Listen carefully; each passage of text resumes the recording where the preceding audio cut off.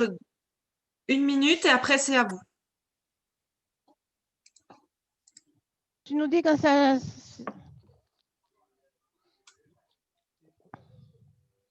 C'est parti. D'accord, bonsoir. Donc, nous sommes ravis de vous retrouver ce soir après ce film magnifique qui nous a amenés dans le Mustang avec Olivier et Gérard. Gérard, je ne sais pas si vous vous rappelez, mais nous nous sommes déjà rencontrés sur le festival Terre d'ailleurs, il y a de ça 3 ou 4 ans. 3 ans, je crois. Oui, 3 ans. 3 ans, je crois. C'est quand vous étiez parti avec Olivier. Toujours avec Olivier. Toujours avec Olivier. Je crois que c'est une grande amitié qui est née. Oui, et vous étiez porté toute une équipe. Il y avait votre fils, je pense, avec vous. Et vous avez traversé en hiver le lac Baïkal. Et ça avait fait un film extraordinaire qu'on avait présenté au Festival Terre d'ailleurs. Grâce à Olivier de nouveau. Hein. Eh ben oui. Et j'avoue que j'en garde un souvenir ému. Et j'en garde une petite anecdote. Oui. C'est que lorsque est arrivée la fin du festival le dimanche, vous êtes repartis. Gérard, vous êtes reparti. Olivier est reparti. Et nous restait, alors je ne sais plus leur nom, mais il nous restait deux personnes ou 3. Et on s'est retrouvés avec des grèves des transports en commun et impossible de leur trouver un trajet pour rentrer sur Paris. Donc, on les a gardés avec nous 2 jours de plus. Je ne sais pas si vous vous rappelez de ça. Oui, je sais plus si j'avais pris le train ou l'avion, je ne me rappelle plus. Mais c'était compliqué, je m'en rappelle, ouais. Oui, donc mais je étais resté avec vous, je ne m'en rappelle plus. Voilà. Donc, et cette année, nous vous accueillons dans des conditions aussi un petit peu spéciales, puisque on aurait aimé vous avoir avec nous en vrai. Malheureusement, les conditions sanitaires en ont décidé autrement. Et c'est quand même avec grand plaisir que nous pouvons vous accueillir et que notre ami Stéphane Dugast, donc secrétaire général de la Société des explorateurs français, va mener ce débat avec Olivier, membre de la Société des explorateurs, et Gérard, qui est aussi membre de la Société des explorateurs. Donc c'est une soirée Société des explorateurs. Et nous en parlerons un petit peu ce soir de la Société des explorateurs, après le film sur Paul-Émile Victor. Parce que c'est quand même une grande société et c'est important. Je pense que je vais laisser la parole à Stéphane et à Olivier et à Gérard. Et puis moi, comme d'habitude, par la magie de l'Internet, je vais disparaître et je vous retrouverai tout à l'heure. Merci Cathy. Merci beaucoup Cathy. Bonsoir. À tout à l'heure. À tout à l'heure. Bonsoir Gérard, bonsoir Olivier. Bon, on va tout vous dire. On s'est dit bonsoir hors antenne, si j'ose dire. Bienvenue sur ce festival tout numérique Terre d'ailleurs. Et je suis très très heureux d'être en compagnie de 2 membres, comme vient de le dire Cathy, de la Société des explorateurs, 2 éminents membres de la Société des explorateurs qui nous ont fait voyager dans un pays complètement incroyable, le Mustang. J'ai noté Olivier et Gérard, vous m'arrêtez si je dis des bêtises, un voyage dans le temps, loin des rumeurs du monde, au royaume de la lumière. Qui a eu cette idée? J'ai envie de commencer d'emblée à vous poser cette question. Comment est né ce voyage au royaume de la lumière? Gérard. Olivier, c'est vrai qu'on se connaît déjà maintenant depuis le Baïkal. Et donc, on a parlé de nos différents voyages. Et je lui ai parlé de mon voyage que j'avais fait avec mon épouse à l'époque. Donc, il y a une 12aine d'années au Mustang qui m'avait énormément marqué. Et c'est de là qu'est venue l'idée de refaire ce voyage ensemble. Voilà, avec Olivier. Je ne sais pas, Olivier, si tu as quelque chose à rajouter par rapport à l'idée de cette échappée au Mustang. Oui, moi je suis ravi d'être avec toi, enfin avec vous deux, Gérard et Stéphane, puisque comme le disait Stéphane, on est membre de la Société des explorateurs français. C'est bien d'avoir un non-voyant, hein. Je rappelle que Gérard, pour ceux qui prennent l'échange en cours de route, Gérard est non-voyant, mais il a vu ou à peu près vu le Mustang lorsqu'il était encore voyant, hein. Tu n'avais pas une cécité totale. Et donc voilà, donc l'idée, on parlait de repartir ensemble sur une destination. Et moi, le Mustang, c'est une destination qui me fait rêver depuis que je suis gamin, parce que j'ai pu faire des trekking au Népal, j'ai pu aller en Himalaya, dans les Hindou-Kouch, au Cachemire, mais je n'ai jamais pu rentrer au Mustang. Ça veut dire que c'était interdit aux étrangers assez longuement. Et puis, deuxièmement, les permis sont chers. Et puis, donc, on a, grâce à cette rencontre, enfin, on est devenus amis et puis on parlait de projets ensemble. Voilà, j'ai écouté Gérard et puis on s'est écouté l'un l'autre et on a trouvé cette destination commune. Gérard, puisque tu connaissais déjà, moi je ne connaissais pas, donc il faut dire que c'est derrière les Annapurna et derrière le Dhaulagiri, qui est une des plus hauts sommets du monde. Et donc voilà, c'était l'occasion de repartir ensemble. Tout à fait. Alors, je ne sais pas si on est vraiment en direct, parce que le film, on me dit que le film n'est pas encore fini. Si, il est fini, donc c'est la bonne nouvelle. Donc si vous reprenez en route, je suis en compagnie de Gérard, membre de la Société des Explorateurs, et Gérard est non-voyant, c'est ce que vient d'expliquer Olivier, et Olivier aussi membre de la Société des Explorateurs. Alors Olivier, écrivain, voyageur, réalisateur. On ne présente plus Olivier pratiquement, ou en tout cas, on le connaît par ses écrits et par ses films. Gérard aussi d'ailleurs, puisque moi j'ai eu ce bonheur de vous lire et puis de vous voir aussi dans les films. Et je voulais sur ce Mustang que vous nous donniez un petit peu la température. Vous venez de l'évoquer, le Mustang a été longtemps difficile, voire impossible d'accès. Et on voit que dans le film, d'emblée, c'est un peu une autorisation spéciale que vous avez eue et on est dans un royaume assez préservé, puisque le tourisme au Mustang est sous contrôle. Gérard, peut-être votre avis sur ce pays, sur ce si mystérieux Mustang.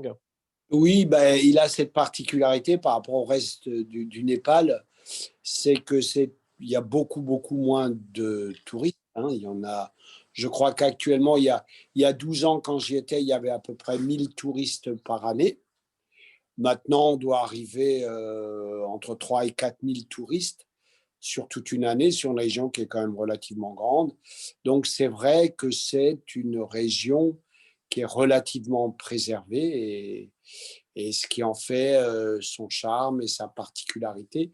C'est une région aussi où les traditions restent présentes. C'est une région où le bouddhisme, on parle du petit Tibet, hein, où le bouddhisme est très présent, les traditions bouddhistes, hein, parce que la population, et beaucoup de cette population vient de Chine aussi, a fui avec le Dalai Lama, et toutes ces traditions sont très ancrées et très marquées dans cette région. Alors, Olivier, là, c'est vraiment du direct de chez Direct. J'apprends qu'on n'est pas encore totalement en direct, donc on va quand même rebondir sur cette question et peut-être je vais vous embêter à revenir sur cette première question que je vous avais posée tout à l'heure.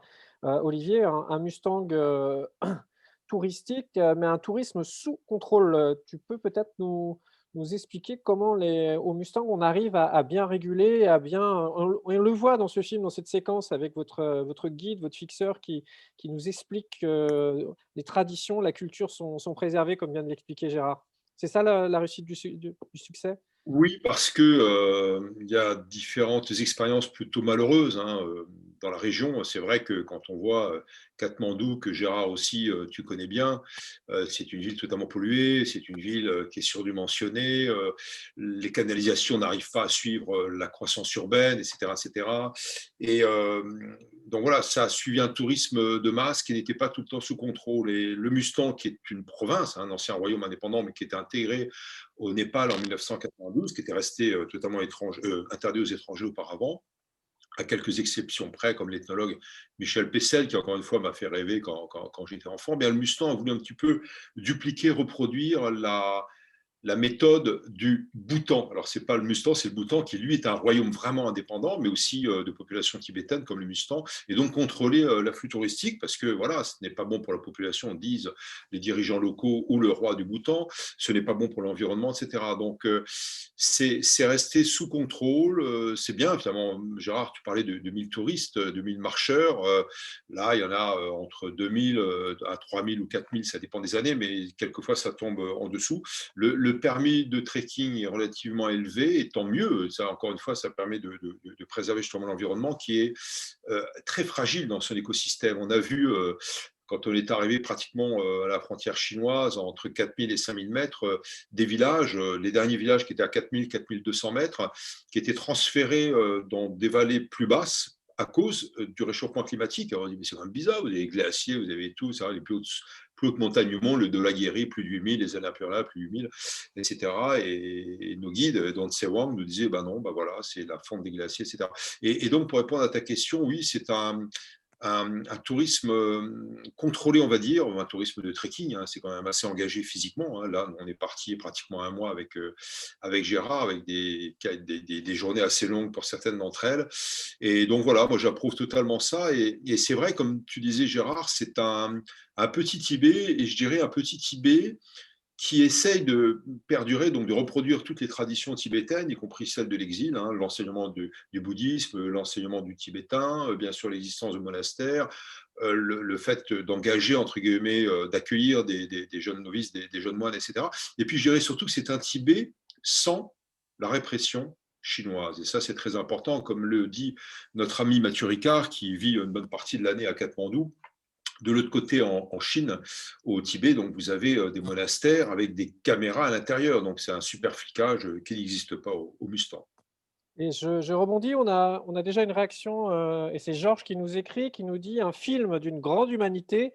Merci pour ces images magnifiques». Donc je vous les relate, hein, je vous relate en direct, Gérard et Olivier, les commentaires, donc des Merci. félicitations. Et moi, je voulais souligner un paradoxe, parce que je vous ai écouté attentivement en regardant 2 fois ce film, et dans ce film, vous nous dites, cette phrase de Nietzsche, en tout cas, que cite, Olivier: «Seules les pensées en marchant valent quelque chose, et très vite au Mustang, on arrête de penser». Alors néanmoins, quand on vous voit marcher avec ces belles images, comme les a souligné Georges, on voit que quand même le cerveau, la méditation, ça fonctionne à fond. Donc c'est là peut-être qu'est le paradoxe, non? Gérard, qu'est-ce que ça amène Un grand marcheur, vas-y.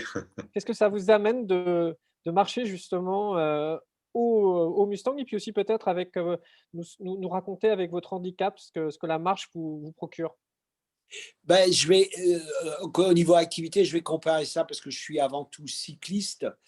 Et la grosse différence entre le vélo et la marche à pied, il n'y a aucune contrainte technique. On met juste un pas devant l'autre. Et cette monotonie, de mettre un pas devant l'autre, ben, vous laisse libre de toute contrainte, et puis votre esprit peut vagabonder. Et c'est vrai qu'il y a, et je veux dire, c'est un non-voyant qui dit, mais il y a une image après l'autre, et il y a des véritables scènes tout le temps, et ce qui fait que vous êtes toute la journée, vous n'avez rien d'autre à faire qu'à laisser vagabonder votre esprit. Et puis il y a ces fabuleuses rencontres et tout ça, et ce qui fait toute la richesse également de ce périple, c'est toutes ces rencontres qui sont absolument extraordinaires. Et c'est vrai que c'est un voyage aussi un peu hors du temps. Justement, je te poserai la question, Olivier, sur ce voyage sur le temps, mais Gérard, dans le film, on vous voit à un moment dans une montée, annanée, souffler très fort, et vous dites même face caméra, «La montée, on m'y reprendra plus, mais bon, la récompense est en haut, et puis dès que je suis en haut, bah, j'ai envie de redescendre et de remonter». C'est ça le secret? Ben, le secret, oui, c'est l'effort. Moi, de toute façon, j'ai toujours fait beaucoup de sport. C'est vrai que là, j'accuse aussi le poids des ans. Et c'est vrai que la montée est un exercice difficile. En plus, ben, on est un petit peu plus haut que le niveau de la mer, donc on a un peu moins d'oxygène. Et c'est vrai que ça m'a paru plus dur qu'il y a 10 ans. Ben, j'ai aussi plus d'âge. Mais une fois, quand on arrive en haut, parce que sur tous ces cols, il y a des drapeaux de prière, il y a une ambiance spéciale, et c'est une récompense extraordinaire. Et on a envie, à peine on a envie de recommencer, malgré tout ce qu'on a enduré pendant la montée, on a envie de refaire. Et ça, je l'ai retrouvé également au vélo, et ça, c'est extraordinaire. Et la seule différence, c'est qu'on a à pied, aucune contrainte technique et on est libre de tout. Il suffit de marcher, de mettre un pied devant l'autre et C'est voilà, parti. c'est parti, voilà. Mettre un pied devant l'autre et recommencer. On Et parlait du temps, et dans le film, il y a ce commentaire, ce rapport au temps qu'Olivier, tu nous soulignes en nous disant que c'est incroyable, mais au Mustang, on est dans l'instant T. On n'est plus dans le passé, on n'est pas dans le futur. À un moment, il y a ce face caméra où tu nous fais cette confidence sur le temps. Tu peux peut-être nous en dire un petit peu plus sur ce rapport au temps? Oui, c'est parce que d'une part, bah, comme le disait Gérard, on réfléchit différemment et l'esprit s'apaise, peut-être un peu moins dans les montées parce que c'est un peu casse-gueule et on est en vrai effort physique, mais quand on est sur les plateaux à 4000, 5000 mètres, etc., ou sur des montées un peu moins fortes, un peu moins accentuées, on médite. C'est vrai que ça devient la contemplation et de la méditation quelque part. Donc le cerveau se ralentit. Et comme le disait Gérard aussi, il y a le deuxième effet qui est le manque d'oxygène. Donc, on est dans une légère euphorie, hein, c'est l'endomorphine, etc. Mais je dirais que c'est presque l'éloge de la lenteur. Donc, le temps ne s'arrête pas tout à fait, mais il est cristallisé, voilà, justement, dans ce que tu disais, l'instant T. Et l'instant T, c'est important parce que c'est vrai qu'on passe notre vie ou une partie de l'année à être sur des projets, et deuxièmement, quelquefois aussi avec notre tradition judéo-chrétienne dans les pays occidentaux, sur une sorte de nostalgie aussi. Donc, on est entre peur et puis un côté un peu romantique par rapport à la chose qui a déjà été vécue. Mais une chose est sûre, c'est que l'instant T ne sera plus jamais le même. Donc là, c'est vrai qu'en étant dans cette sorte d'enclave, moi, je viens d'une enclave en montagne hein, qui a été sinistrée d'ailleurs ces derniers temps, une vallée un peu perdue dans le Mercantour. Et je sais ce que c'est que l'enclavement et on est à la fois extrêmement enclavé au Mustang, donc derrière les montagnes du Dolaguiri et des Annapurna, hein, ce sont des barres de 8000 mètres qu'on a pu franchir, mais pas en passant par les sommets, bien sûr, en passant par la vallée. Et puis de l'autre côté, la frontière de la Chine qui nous est interdite. Et on est dans une enclave à la fois mentale, géographique et politique aussi. Et là, c'est vrai qu'on est dans un endroit reculé, mais aussi un endroit extrêmement ouvert sur le monde. Pour moi, il y a des choses universelles, hein, ce que raconte Gérard aussi par rapport au temps, par rapport aux rencontres, au rapport à l'autre, aux paysans, aux États. Pat Sewang, notre guide qu'on voit, et les autres guides qu'on voit aussi dans le film, Sewang étant membre de la famille royale, c'est sont des relations qui ont été exceptionnelles. Et peut-être le fait d'être parti si longtemps, ça accroît justement, par l'effort dont tu parlais, Gérard, ça accroît aussi la récompense. C'est vrai, quand on arrive en haut d'un col, d'abord physiquement, on est content de se reposer. Et puis, deuxièmement, au village, quand on descend dans une vallée ou dans un monastère, on a dormi à plusieurs reprises, eh bien, oui, là aussi, c'est une sorte de récompense. Et même si on ne se parle pas beaucoup, parce que dans les cas-là, on se parle peu, voilà, c'est la magie du voyage.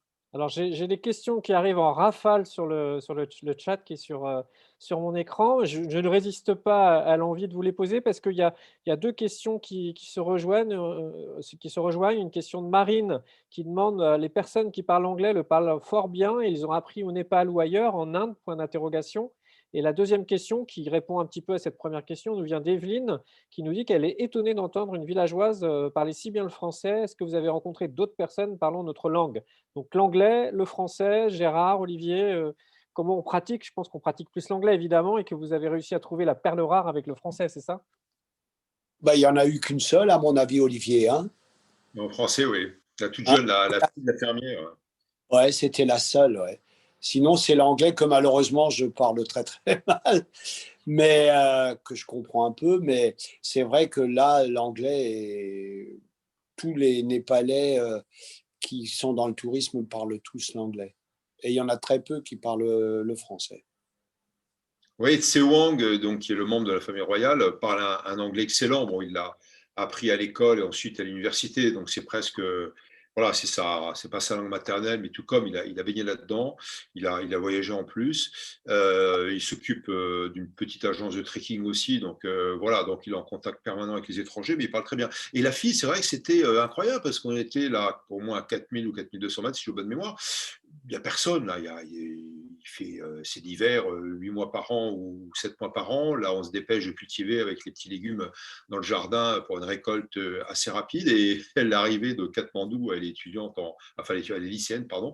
Et donc, c'était sa deuxième langue après l'anglais. Au lycée et elle le parlait très bien, donc c'était un peu incongru. On a filmé un petit peu en live, en direct, comme on dit. Et voilà, je trouve que c'était une belle rencontre parce qu'elle explique des choses. Et je crois aussi que dans cette enclave, il y a une course avec le temps qui est la course avec la piste. Je crois qu'on l'a compris, hein, une piste qui monte, qui est construite depuis la vallée, depuis Jomsom, et qui monte, qui sera bientôt finie, et qui va arriver un jour à la frontière chinoise. Et le jour où la frontière chinoise sera ouverte par l'un des deux cols, à 4002 et plus 4500 mètres d'altitude, on peut penser que le commerce reprendra, et à ce moment-là, le Mustang risque d'être avalé par ces fameuses routes de la soie de Xi Jinping, qui sont une sorte de colonialisme sans les gardes rouges et sans les militaires. C'est du colonialisme économique. Donc voilà, donc il y a cet esprit de résistance qui est pas intéressant, surtout de la part de cette jeune fille, cette jeune lycéenne qui parle français, qui est quand même très ouverte, qui vient à Katmandou, qui dit mais non, la route, pour nous, ça va être un désastre. Et je rebondis, alors j'encourage ceux qui nous écoutent, ceux qui nous regardent à poser des questions sur le chat, c'est très facile, hein.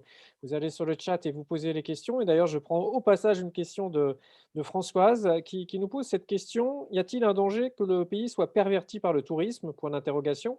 Et Olivier vient de l'évoquer, cette ouverture sur la Chine. Est-ce que vous pouvez nous parler un petit peu plus de votre ressenti par rapport justement à ces dangers, la modernité? Comment les acteurs sur le terrain vous ont parlé de cette modernité? On le sent dans le film, qui sont à la fois respectueux des traditions, mais aussi ouverts sur la modernité. Quel est votre ressenti à tous les deux? Je vais commencer par Gérard. C'est toujours, il y a d'un côté le progrès qui fait partie de, je veux dire, on ne peut pas reprocher aux gens d'avoir envie d'être reliés à la civilisation, donc par la construction de cette piste. Mais d'un autre côté, il y a aussi l'envers de la médaille. Donc c'est un afflux massif du tourisme. Et c'est vrai que cet afflux massif va faire perdre l'âme de cette région, hein, qui vit encore sur ses traditions. Et elle va perdre aussi un peu sa spécificité. Je ne sais pas ce que tu en penses, Olivier.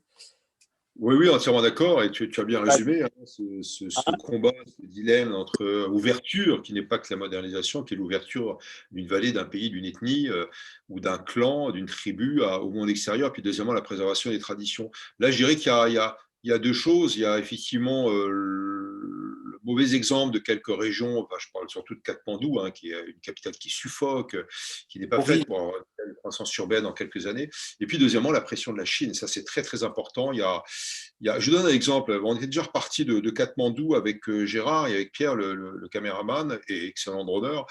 Et Xi Jinping est venu à Katmandou rencontrer la présidente, qui est une femme, donc, et maoïste, mais une maoïste pas vraiment pro-Pékin, pas vraiment pro-présidente, pro-président chinois Xi Jinping.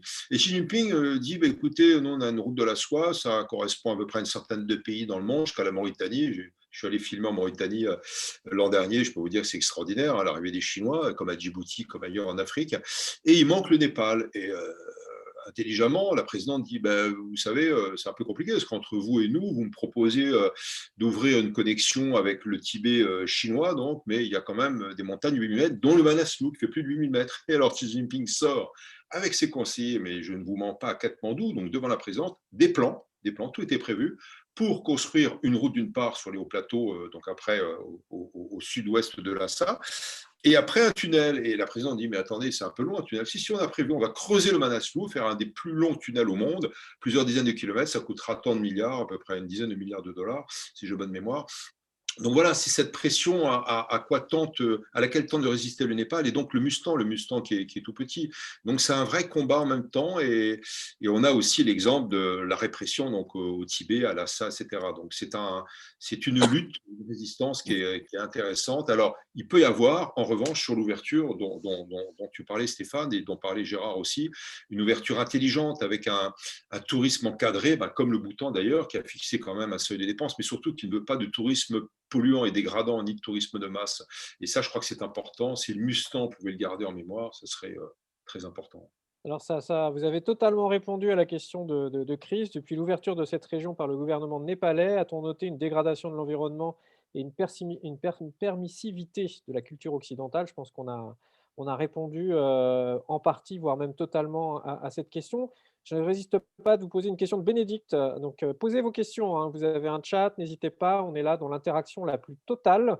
Et Bénédicte nous pose la question: aviez-vous des porteurs car vous étiez peu chargé? Genre, vous marchiez trop léger. Alors les gars, Oui, en vous fait, étiez on comment? avait un sac à dos et on avait donc nos trois guides qui portaient aussi, mais on avait beaucoup d'affaires dans la vallée, hein. Donc en fait, on a laissé des choses dans la voiture, on montait, on redescendait, et puis bon, on est redescendu comme cela, donc on était relativement léger, mais sachant qu'on avait effectivement les affaires qui nous attendaient en bas, et c'était plus pratique quand on montait effectivement jusqu'en haut sur les sommets, les cols, et puis le reste, la boucle qu'on a faite près de la Chine, qui est un peu compliquée parce que ce sont des sentiers qui sont pas balisés, pas reconnus et pas pratiqués. Du coup, là, il n'y a pratiquement pas de trekker, hein. Il y a personne, hein, dans l'année, quoi.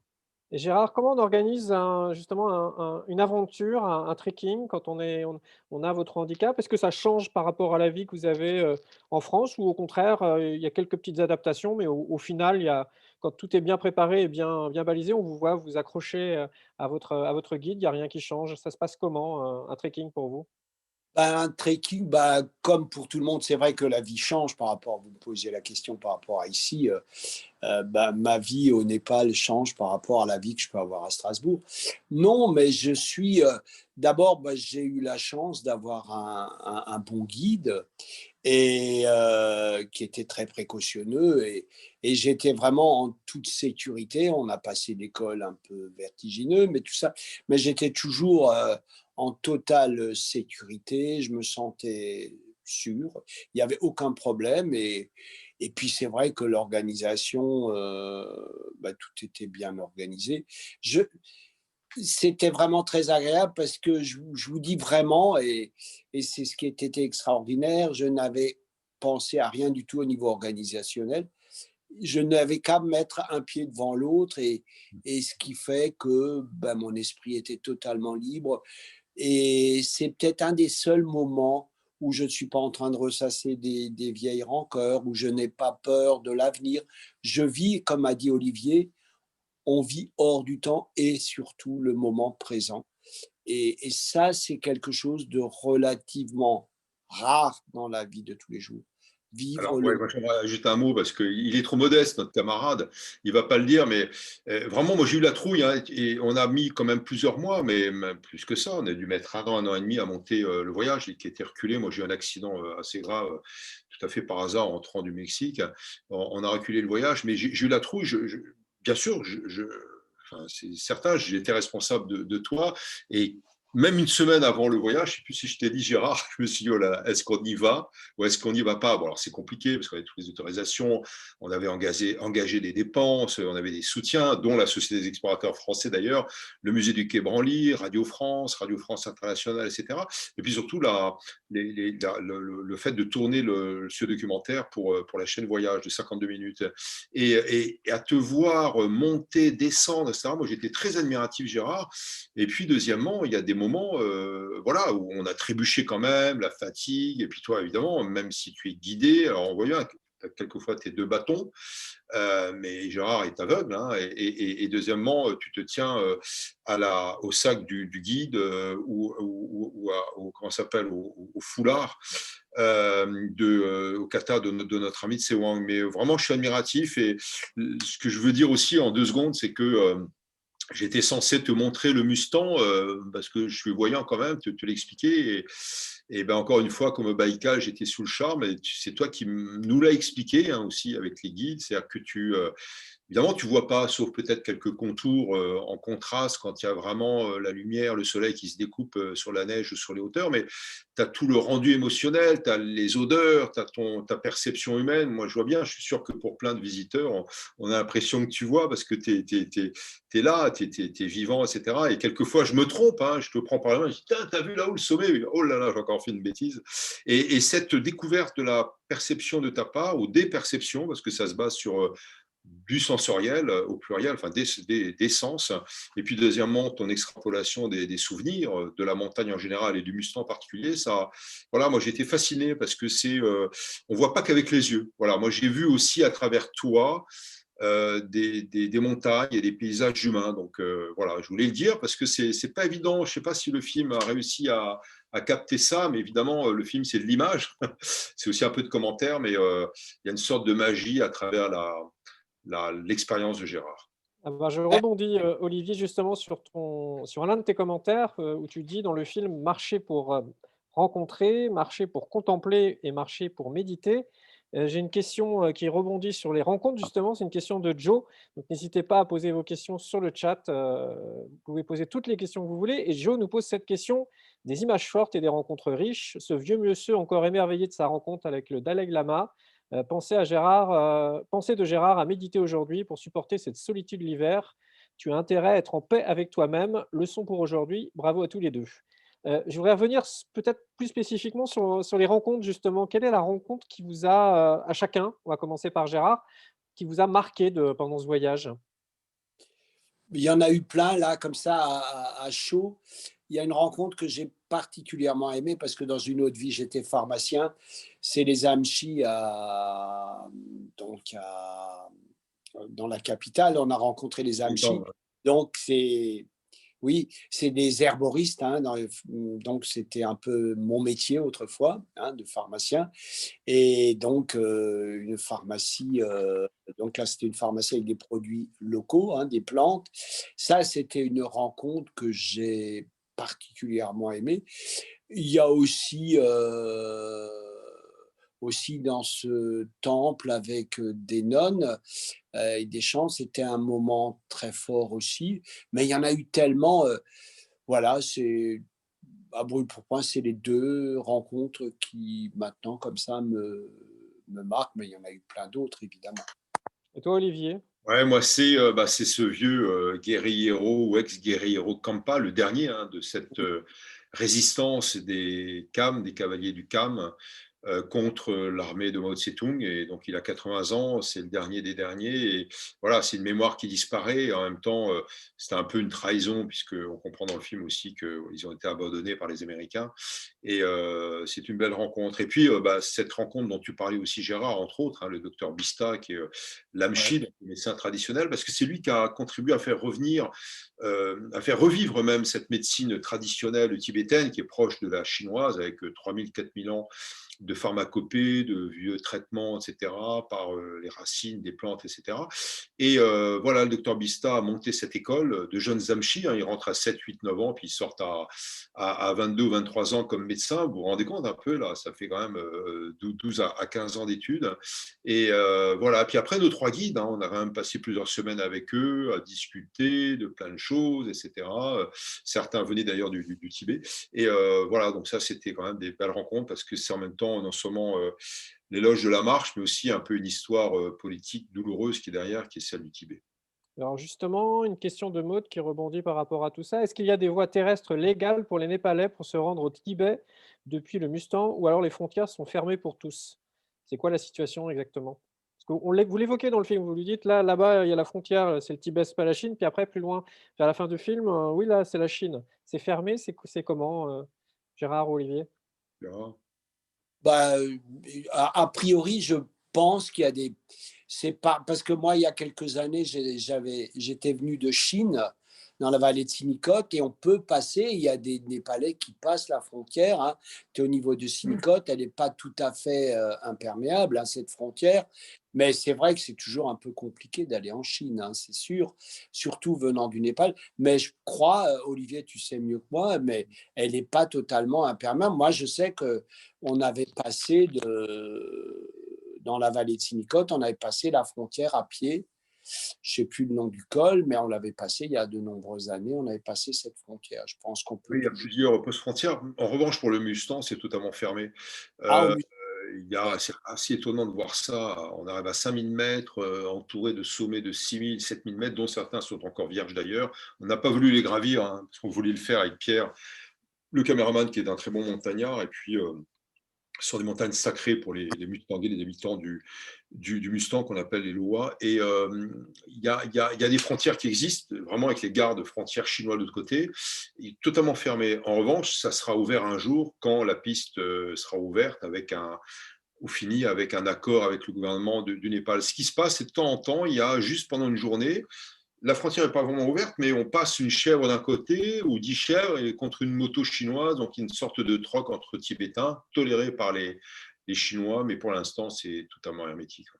Par contre, il y a, enfin, très très dur, mais il y a de temps en temps des réfugiés, des exilés, des Tibétains qui fuient Mais c'est de plus en plus compliqué parce que d'abord, il y a le réchauffement climatique, il y a moins de neige et ce sont des réfugiés ou des Tibétains qui fuient surtout l'hiver parce que c'est plus difficile techniquement, physiquement, mais ils sont moins repérables. Mais comme les neiges fondent, c'est plus facile pour les gardes frontières de les repérer et on tire à vue. Donc, il y en a de moins en moins. C'est d'ailleurs Mathieu Ricard qui en accueille quelques-uns dans son monastère de Chéchène à Katmandou.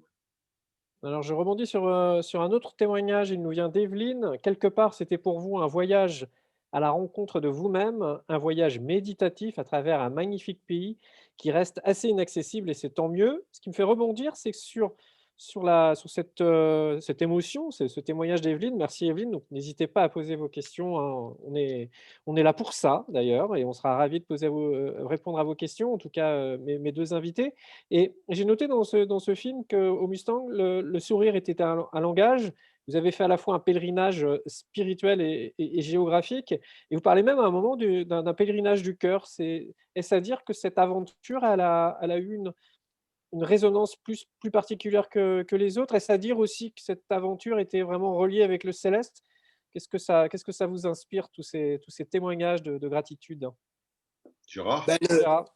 ouais, le religieux au Népal est tout le temps présent. Donc, il y a une présence et c'est la caractéristique aussi de la région du Mustang. Le bouddhisme est très, très présent. Et c'est vrai que dans le reste du Népal, avec l'arrivée de nombreux touristes, tout ce côté religieux diminue. Et c'est vrai que cette présence spirituelle est très présente dans cette région du Népal. Et pour toi, Olivier, habitué à fréquenter des zones qui sont souvent très, très hostiles, reporter de guerre, et tu le dis d'ailleurs en guise de préambule dans ce film, que tu viens aussi pour te laver de tout ça, pour atténuer ta cécité au sens figuré. Est-ce que ce Mustang, dans tous les pays que tu as pu traverser, fréquenter, arpenter, a une résonance plus particulière que les autres? Oui, beaucoup, parce que c'est souvent la conjonction de ce qu'on a évoqué tout à l'heure avec Gérard, donc la marche, la longue marche hein, de plusieurs semaines, et puis deuxièmement, se creuser cette vallée, enfin ce sont des hauts plateaux, cette enclave très spirituelle, et l'un et l'autre font qu'on ne peut pas vraiment rester indifférent à ce pays, j'allais dire, en tout cas cette région qu'est le Mustang. Et puis deuxièmement, c'est vraiment à la fois une toute petite région dans le monde, et il y a quelque chose comme une portée universelle sur la préservation des traditions, sur la compassion, sur l'empathie. Et puis, peut-être une autre raison encore, c'est que Gérard et moi, c'était le but, hein, on s'était dit ça chacun de notre côté, essayer de nous laver de nos mots MAUX avec peut-être des mots justement MOTS, hein, c'est Gérard qui aime bien le dire, donc Gérard pour sa cécité et d'autres traumatismes, et puis moi pour le reportage de guerre. Donc voilà, je trouve qu'on a pu bien échanger, et chacun dans sa méditation, dans sa marche contemplative ou méditative, on a pu aussi partager des moments forts, et ça fait une alchimie qui est incroyable, qui est libératrice. Moi, c'est franchement un voyage qui m'a transformé. Hein. C'est allez-y, parce que bon, c'est pas toujours facile de voyager au bout du monde, mais en tout cas, c'est un accueil extraordinaire, et je crois qu'on en sort changé, c'est sûr. Alors moi, je voudrais une petite confidence de Gérard, parce qu'on vous a vu, je ne sais plus si on se voit ou on se tutoie, Gérard, on va se tutoyer Alors, peut-être. On t'a vu sur un cheval et c'était, alors la séquence a été habilement montée, on n'a pas tout vu. Tu peux peut-être nous en dire un petit peu plus sur ce moment à cheval qui paraissait intense. ouais, c'est le moins qu'on puisse dire. Je vais te dire une chose, je vais vous faire la confidence. J'étais pas très, très rassuré. Parce bien c'était un cheval très calme, et puis Tse Wang le tenait à la longe, donc il n'y avait aucun problème. Mais le terrain était très irrégulier, donc il y avait des descentes vertigineuses, et donc j'étais pas vraiment à l'aise. Hein. Je suis pas un cavalier. La seule chose que je chevauchais, c'est mon vélo ou le tandem maintenant, mais on passait quand même dans des endroits, il valait mieux pas tomber, et il n'y avait pas de quoi se tenir. C'est vrai que je n'étais pas très. J'aurais préféré marcher à pied, hein, franchement. J'étais pas très, très rassuré. Mais bon, après, on s'y fait. on voit que le cheval a un pas très sûr. Hein. Là, il ne faisait aucun faux pas, il ne faisait pas rouler de cailloux. Et donc, au fur et à mesure, j'étais un peu plus rassuré. Mais c'est vrai que les premiers pas n'étaient pas… voilà, j'étais pas très rassuré. Alors, C'est drôle parce que là tu nous as étonné avec Pierre parce que on s'est dit bon, même c'est vrai que c'était accidenté, on est remonté, redescendu, on a dû prendre les chevaux au monastère là, à 4000 mètres, donc on est monté plus haut, on est redescendu, mais honnêtement, et je l'ai compris après, pour moi ça me paraissait plus facile pour toi par rapport à ce que tu avais déjà fait auparavant, c'est-à-dire les montées, les descentes, ces casse-gueules, les rochers, tu t'es accroché. Moi j'ai eu peur pour toi plusieurs fois, on t'a retenu, mais tu étais parfait dans la marche et techniquement bravo. On voit que tu as un fils qui est guide de haute montagne, Pierre, qu'on salue, qui est aussi membre de la Société des explorateurs, avec lequel j'étais de temps en temps en lien satellite, parce que Pierre est également médecin urgentiste, et puis bon, voilà, il fallait que je sois sûr pour Gérard, qu'il n'y ait pas de problème non plus. Mais honnêtement, je me suis dit, bon, bah, pour Gérard, le cheval, ça va aller très facilement, bien non, mais c'est en même temps normal, parce que je crois que tu as vraiment besoin d'appui, d'équilibre, que tu as beaucoup plus avec quelqu'un devant toi ou tes deux bâtons que sur un cheval, effectivement, quoi. Bravo en tout cas. Hein. Et Bravo puis, pour les deux, la marche et la cavalcade. mais il y a quand même quelque chose, parce que je m'en rends, parce que je fais aussi beaucoup de ski et tout. Il y a un gros problème au niveau de l'équilibre. C'est vrai que j'ai un problème d'équilibre parce que c'est vrai qu'on s'équilibre grâce à sa vue. Et c'est vrai que c'est le problème de l'équilibre est lié à la vue, et un mon manque de vue fait que bah, j'ai pas tout à fait les mêmes. les mêmes repères. Voilà. Bon, et ben, en parlant justement de repères et peut-être un secret de tournage, ça c'est une question qui s'adresse plus à Olivier. Pierre le droniste, Pierre le caméraman, il était partout parce que les plans, quand on aime le cinéma d'aventure sont raccords, les vues de drone sont juste magnifiques. Et est-ce que tu peux peut-être, Olivier, nous donner un petit peu, peut-être pas toutes les recettes, mais il y a eu un tournage très très dynamique. Oui, Pierre était parfait. Pierre est un excellent caméraman et droneur, comme on dit, mais c'est aussi un montagnard, parce qu'il vit à Grenoble. Il vient quand même du plat pays des Charentes, mais c'est habitué à la montagne. Il est très sportif. Et on avait déjà tourné ensemble aux États-Unis, au Mexique avec les fameux Indiens Tarahumaras, c'est-à-dire les Indiens coureurs des hauts plateaux à 2000-2400 mètres, chers d'ailleurs au poète Antonin Artaud. Et à un moment, on était à 2000-2400 mètres avec des coureurs qui venaient de la vallée, qui avaient fait 2 heures en courant pour venir nous voir, 2 heures pour repartir. Et à un moment, il fallu faire un plan en drone. Eh bien, on a lâché le drone, on a suivi les coureurs, et Pierre a couru en même temps. J'étais étonné parce que là, on était quand même fatigué. On avait tourné depuis plusieurs semaines. On était à 2000-2400 mètres. Et là, il était parfait, effectivement. Et c'est beaucoup de travail parce qu'il faut faire plusieurs plans. Il faut penser au son. Moi, je le faisais aussi de mon côté, mais il faut être devant, derrière, etc. Penser à la caméra et à la lumière et bien sûr à toutes ces caractéristiques techniques. Et puis au drone. Et je trouve qu'il était parfait. Alors, pour la petite histoire, c'est d'ailleurs un des plans au départ quand Gérard et moi, on marche avec nos amis dans la basse vallée après Jomsom, on est quand même à 3000 mètres, on a craché le drone, c'était le 2e ou 3e jour, je crois, et impossible de retrouver un drone gris dans une vallée, enfin une vallée, c'est un versant assez élevé qui est également gris ou verdâtre. Et on a passé des heures à 3, en fait, à chercher le drone. On s'est dit, bon, bah, c'est fini. Et en fait, on l'a retrouvé. Donc voilà, c'est des petites mésaventures de tournage, mais qui donnent le piment de l'aventure. Alors une autre question de Marine à laquelle que je ne vous ai pas encore posée. Est-ce que le tremblement de terre de 2015 a affecté le Mustang? Gérard? Je crois pas, Olivier. Hein.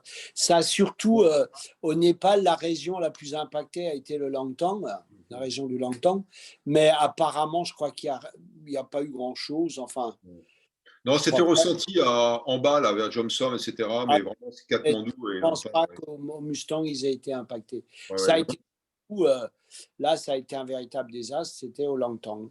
ouais. Par contre, à Katmandou, on est passé Il à y a l'aéroport. Le palais royal en partie détruit, beaucoup de aussi, monastères détruits, etc. Et là aussi, d'ailleurs, on voit l'arrivée des Chinois parce que le mécénat, enfin c'est plus que le mécénat d'ailleurs, c'est carrément l'achat de bâtiments royaux et autres se fait par les Chinois et toute la reconstruction est aux mains de Pékin. Et d'ailleurs, on voit des grandes expositions à la gloire de Pékin. Donc, tout a été choisi dans le timing de la reconstruction par la Chine. Donc voilà, on a l'impression que Katmandou, en tout cas le Népal, est presque devenu une dépendance néocoloniale de la Chine. Pour l'instant, il résiste, mais bon, c'est pas évident. J'ai une dernière question, les garçons, pour vous. Elle m'est envoyée directement de la régie par Cathy Desplat, la grande cheftaine du Festival Terre d'ailleurs. Et elle me dit, est-ce que nous aurons le plaisir d'avoir un livre après ce film? Alors, messieurs, Gérard, est-ce qu'il y a un livre après le film? Bah, je crois qu'il faut poser la question à Olivier. Je crois Olivier a un petit projet, non? Ouais, ouais, j'ai un petit Olivier. projet. Enfin, je suis content d'ailleurs. C'est Enfin, un projet, un grand projet. si, tu as raison. C'est à la fois plan serré sur le Mustang et puis plan large, voir la mondialisation et le monde depuis le Mustang, notre hyper rapidité, notre hyper consommation. C'est vrai que on se croit maître du temps et en fait le temps nous rattrape, on n'arrive pas à le savourer. C'est ce qu'on disait tout à l'heure avec toi Stéphane et toi Gérard. L'instant T qui sera plus jamais là, hein, dans 2 minutes ou dans 2 heures ou dans 2 jours. Et donc voilà. Alors là où je suis content, c'est que ça va apparaître dans la collection Terre humaine, qui est la collection des ethnologues. Et moi j'ai grandi dans Terre humaine, la collection de Lévi-Strauss et de Mallory. Donc, De Mallory, voilà. oui. Ce sera très court, hein, ça sera aussi un titre comme Le Royaume de la Lumière. Et parmi les intervenants, parmi les grands personnages, il y aura Gérard. Génial. Gérard, à défaut de livre, une nouvelle aventure, de nouveaux projets? Ah, mais il a écrit un livre, pardon. Le livre, parle-en, je vois mon bonheur. Vas-y, Gérard. Oui, Gérard. j'ai écrit un livre là qui relate un peu mon parcours. Donc, je vois mon bonheur, qui est paru chez Lattès, où je raconte un peu mes différentes aventures parce que, bon, il y en a eu quelques-unes. Donc, elles sont africaines, elles sont au niveau du vélo, j'ai fait Paris-Pékin, Pékin-Londres. J'étais le premier aveugle à faire 1800 km en toute autonomie avec un GPS que je développe, donc spécialement pour les aveugles. Voilà, je parle un peu de toutes ces aventures qui ont émaillé ma vie. Donc alors un livre qu'on retrouve, dans la librairie sur le site, du festival Terre d'ailleurs, hein, vous allez surfer, sur la droite si ma mémoire est bonne, vous cliquez, vous aurez les livres de Gérard, vous aurez les livres d'Olivier. J'allais conclure en reprenant le témoignage d'Evelyne qui vous remercie messieurs pour ce film. Une belle découverte, le Mustang. Évasion totale, un moment d'apaisement dans cette année 2020 difficile. Donc, j'allais conclure en vous disant merci. Merci de Merci. nous avoir fait élever nos esprits au sens propre comme au sens figuré. Et bravo à vous. Je donne rendez-vous avec toi, Olivier, à 20h pour une rencontre en direct avec Capucine Tronchel, je crois la lauréate du prix littéraire pour Taratari, Mes ailes de la liberté, qui est un livre qui est paru chez Artaud, qui est un récit complètement incroyable d'une traversée de l'Atlantique sur un tout petit bateau. En tout cas, j'ai pris énormément de plaisir à vous poser ces questions. J'ai pris énormément de plaisir à partager, comme je pense tous les internautes, vos aventures. Et je vous remercie encore pour ce bon moment passé tous les trois. Merci à toi et merci à tous. Merci à toi, Gérard, aussi. Hein. Ouais. Merci à Olivier pour ces belles images et à Pierre aussi, Pierre Petit. Et Voilà. pardon, on se retrouve aussi tout à l'heure pour le film du coup de Stéphane, Stéphane Dugast et Daphné Victor sur Paul-Émile Victor, donc à 20h30. Ah Tout à bah fait. super. Voilà, Eh ben, donc Gérard, on reste derrière, voilà, derrière derrière. les écrans et on écoute et on regarde. Bonne Allez, soirée. au revoir Stéphane. Ouais, à tout à Au l'heure. revoir, Salut Gérard. Gérard. On se rappelle. D'accord.